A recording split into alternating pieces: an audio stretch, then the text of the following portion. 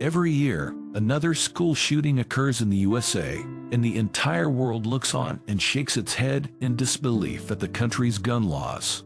The topic of gun control in the U.S. has been a highly debated issue for many years. Gun control laws regulate the sale, possession, and use of firearms. The purpose of this video is to examine the arguments for and against gun control laws in the U.S., and to provide a critical evaluation of the current state of gun control legislation. In the U.S., there are several federal laws that regulate the sale and possession of firearms. The most prominent of these laws is the National Firearms Act of 1934, which regulates the sale and possession of machine guns, silencers, and other firearms classified as destructive devices. The Gun Control Act of 1968 established federal firearms licenses for gun dealers, required background checks for certain purchases, and prohibited certain individuals, such as felons and those with mental illness, from owning firearms. In 1993, the Brady Handgun Violence Prevention Act mandated a waiting period and background checks for handgun purchases from licensed dealers. Currently, federal law requires background checks for all firearm sales made by licensed dealers, including sales at gun shows and online. However, private sales, including those at gun shows and between individuals, do not require background checks in most states. Some states have enacted stricter gun control laws than federal law, including waiting periods for all firearm purchases, restrictions on certain types of firearms, and expanded background checks. Other states have more lenient gun laws and do not require waiting periods or background checks for all firearm purchases. There is also ongoing debate around the effectiveness of gun control laws in reducing gun violence, with some arguing that stricter laws are necessary to prevent mass shootings and reduce the overall number of deaths by firearms, while others argue that such laws infringe on their Second Amendment rights, and that mental health and criminal justice reform are more effective ways to reduce gun violence. One of the most common pro-gun arguments is based on the Second Amendment of the U.S. Constitution, which guarantees the right to bear arms. Many gun rights advocates argue that any attempt to restrict access to firearms is a violation of this constitutional right. Another argument in favor of gun ownership is the need for self-defense. Some argue that owning a firearm is necessary to protect oneself and one's family in the event of a home invasion or other violent attack. Additionally, some gun rights advocates argue that the mere presence of firearms deters crime. They claim that criminals are less likely to commit crimes if they believe that their potential victims are armed and able to defend themselves. There is some evidence to support these pro-gun arguments. For example, research has shown that gun ownership is associated with lower rates of burglary. In a study published in the Journal of Criminal Justice, researchers found that homes with firearms were less likely to be burglarized than homes without firearms. There are also many instances of self-defense involving the use of a firearm. According to a report by the National Academies of Sciences, Engineering, and Medicine, defensive uses of firearms by crime victims is a common occurrence, although the exact number remains disputed. The report notes that estimates range from 60,000 to 2.5 million defensive gun uses per year. However, it is important to note that there are also studies that contradict these arguments. For example, research has shown that owning a firearm actually increases the risk of homicide and suicide in the home. In a study published in the Annals of Internal Medicine, researchers found that access to firearms was associated with an increased risk of firearm homicide and firearm suicide in the home. Additionally, there is debate around the effectiveness of gun ownership in deterring crime. Some argue that the presence of firearms actually increases the risk of violence, as the mere presence of a firearm can escalate a confrontation into a deadly situation. Overall, while there are some statistics and studies that support the pro-gun arguments, it is important to consider the broader context and to acknowledge the risks associated with widespread gun ownership. Opponents of lax gun laws argue that guns contribute to violence and that stricter gun laws could reduce gun-related deaths. The United States has one of the highest rates of gun-related deaths in the developed world, with over 39,000 gun-related deaths in 2019 alone, according to the CDC. Studies have shown that states with stricter gun laws tend to have lower rates of gun violence. For example, a study published in the Journal of the American Medical Association found that states with more comprehensive background check requirements had lower rates of firearm homicide and suicide.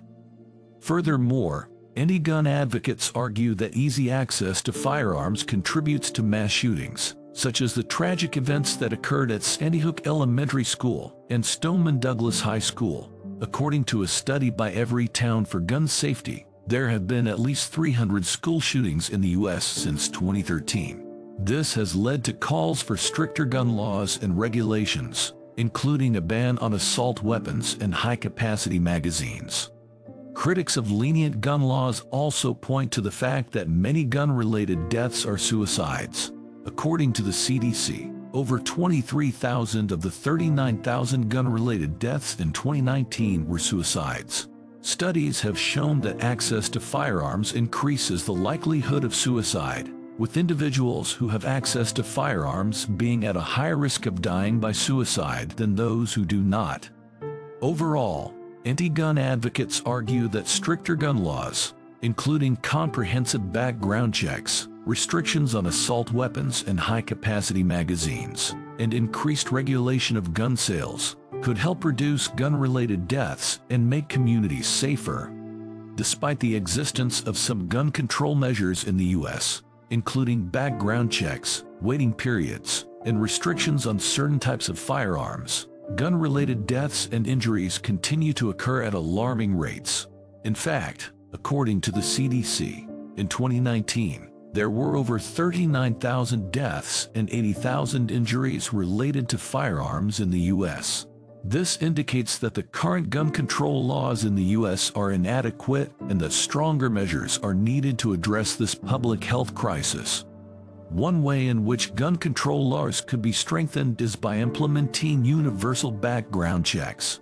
While federal law requires background checks for gun purchases from licensed dealers, there are no such requirements for purchases from private individuals, such as at gun shows or online.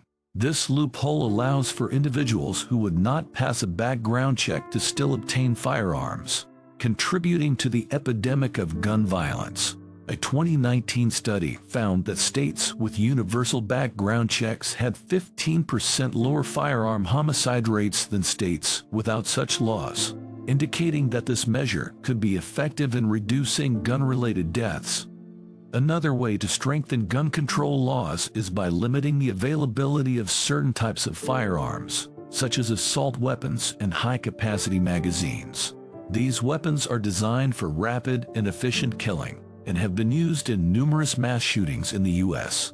In fact, a 2019 study found that states with assault weapons bans had significantly lower rates of mass shootings than states without such laws.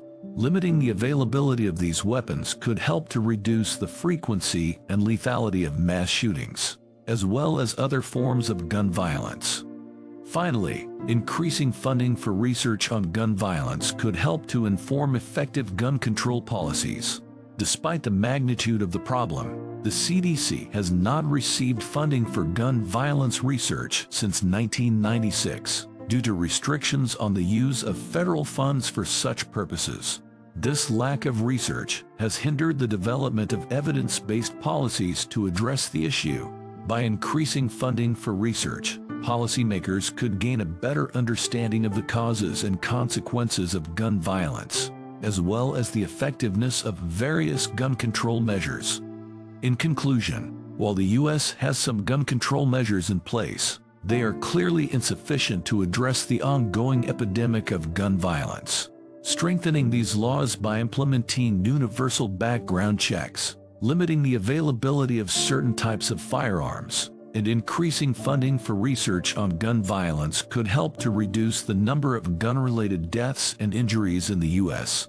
It is time for policymakers to take action to protect the public from this preventable public health crisis. In conclusion, the issue of gun control in the U.S. is complex and controversial. While some argue that the Second Amendment guarantees the right to bear arms, others point to the devastating effects of gun violence and advocate for stricter gun control laws. Despite the existence of some measures, such as background checks and restrictions on certain types of firearms, gun-related deaths and injuries continue to occur at alarming rates. To address this issue, stronger gun control laws are needed, including universal background checks, limits on certain types of firearms, and increased funding for research on gun violence. While the Second Amendment is an important part of American history, it should not be used as an excuse to ignore the need for reasonable and effective gun control measures. It is the responsibility of lawmakers and citizens alike to work towards a safer, more responsible approach to gun ownership and control. By doing so, we can help prevent senseless tragedies and ensure that our communities are safe and secure for all. Thank you for watching this video. We would like to hear your opinion or thoughts on this topic. If you like videos of this kind, feel free to like and subscribe.